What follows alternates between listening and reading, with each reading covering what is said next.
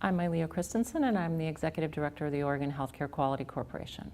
We are very excited. We have almost 100 people from all across the state with us. We have representatives from health plans, from hospitals, from health systems, consumers, people who work in the community, who we have all invited to join us to really look at an important problem in Oregon and across the country, which is how do we reduce the unnecessary hospital admissions that occur and that really keep people from their place, either their home or the place that they live and the place that they're most comfortable.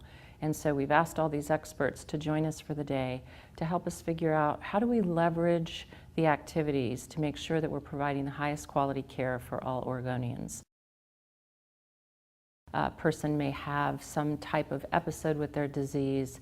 They land up being admitted to the hospital. Their condition gets stabilized, but before they go home, maybe they didn't get the clearest instructions. Maybe they were too overwhelmed at the point of discharge. So they get home and they have many medications, they have many instructions. They find it difficult to sort of figure out what to do. And as a result of that, what frequently happens is they could take the wrong medications, they could not take enough of the right medications. Sometimes there are many providers taking care of patients, and it's hard to communicate with one another and to keep things straight.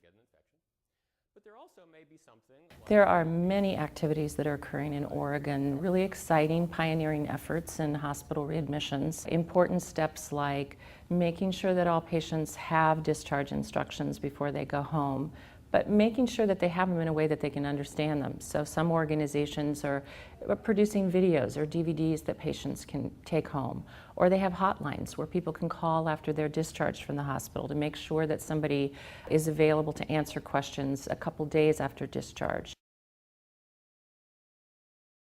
One of the most important things we've learned is that even though all these activities are occurring, we still have a fair number of Oregonians who are readmitted in what we call an unnecessary admission. If they had gotten through to their primary care physician, or if their medications had been reconciled, or maybe if they had someone who could come into the home, if they'd had any number of these steps, they could have actually avoided going into the hospital because they would have never had their situation worsen.